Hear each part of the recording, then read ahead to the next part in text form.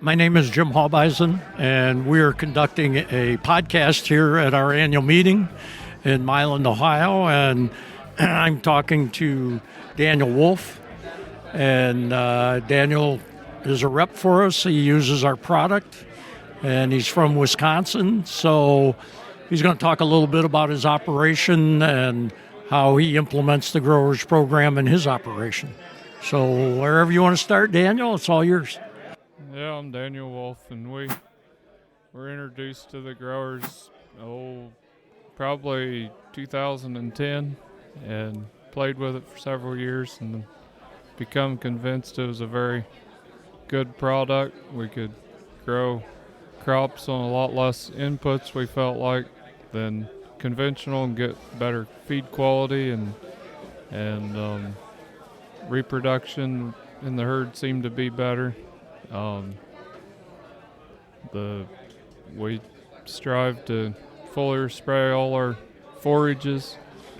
We plant with growers on pretty much every acre that we are planning to harvest. So, and something we actually this year planted a small, when we was doing cover crops, we was putting a small amount down on some of them, just see if we could enhance biomass quicker and see how it does, I guess. So in planting, I assume you've got a kit on your corn planter. Do you have a kit on your grain drill also?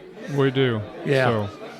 So on the corn planter, we're actually putting growers down in the seed trench, and then 2 inches over on the surface on both sides of the row. I gotcha. So we're running 10 gallons total product, with varied on the grower's side of it, anywhere from 5 to, probably 4 to 7 gallons. Yeah. Are you using water with the growers when you're putting a 2x2 in the furrow? Yes, we're putting water. Our total solution would be 10 gallons. I gotcha. Of product, or so. Depending on if we're going to foliar spray the growers when we're side dressing or not, I vary the rate. Sure. With the goal of now, what about on the grain drill? Is that putting it right in the trench too? So it's going right in the trench, right before the closing wheels. I gotcha. Okay. So now, are you planting soybeans at all? We are. Are you using the corn planter or use the grain drill? We use the corn planter. I see. Okay. And we're under 2 gallon of growers all the time. Sure. A lot of times a gallon, and then foliar spraying a couple gallons twice. Are you only putting growers in the furrow on beans, or doing 2x2? In furrow only. On furrow only. Okay. Yeah, very good. When it comes to your forages, well, now I want to talk about calcium first. What's your approach with calcium? I realize we get into areas where finding calcium is difficult, and Daniel's in one of those areas, and I kind of want to know what his approach is with the calcium. So our approach on calcium, we would, the way I approach customers that give me a call and say, I want to put calcium on, what's your recommended amount? I'll say, we feel like we see results with as low as 500 to 1,000 pounds, as much as 3 ton, whatever your pocketbook feels like it can handle. Right. If you're telling me your soil hasn't seen lime in the last 10 years, and you feel like you have a production ceiling, then you're probably going to be happiest with a 2 to 3 ton application.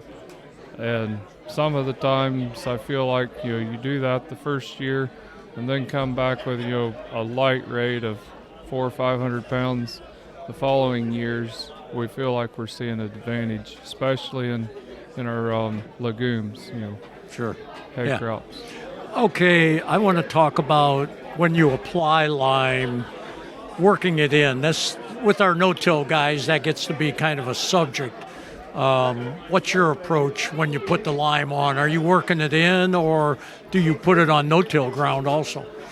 Well, on our operation, last year we got enough lime and gypsum to cover we'd blend it on the farm just with the skid loader, and about 50-50 rate, and we was spreading approximately 400 pounds until he got to a farm he thought needed a little more, and he'd go open the gate and put a little more out. But 400 pounds is as light as we can go without stopping up the spreader. So, let's see. I forget the whole question. You're putting the gypsum and the high cal. Putting the gypsum and high cal together. So the reason to mix the gypsum in was my sulfur source. Gotcha.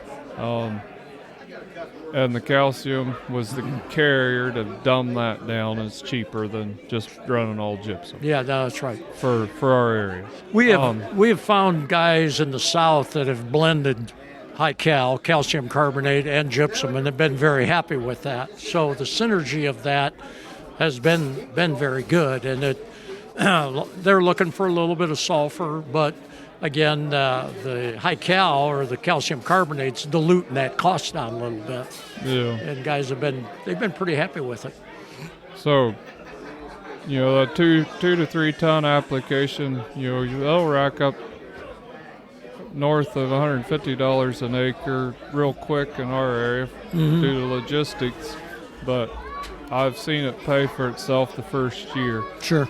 In crop production. I've done it on 2 different farms, that we've kept track of, and feel like it's definitely. We understand, like in legume forages, how helpful that is. Do you think soybeans you can get it back fairly quickly also? I have not done it with, done the trial on soybeans. It has been on corn, actually, that really? I've always done them numbers on. I see. So what do you do with nitrogen on corn? We have been using 28 for the last 5-6 years only for our nitrogen source, or 32. Right.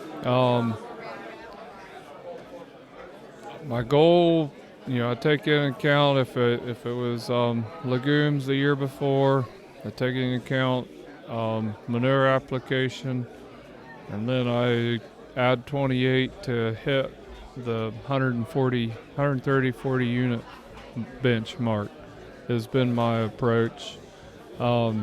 We've played with the proven 40 the last several years. Got some real interesting results on that. So. Okay, very good.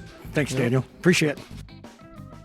This podcast has been brought to you by Growers Mineral. Please visit growersmineral.com.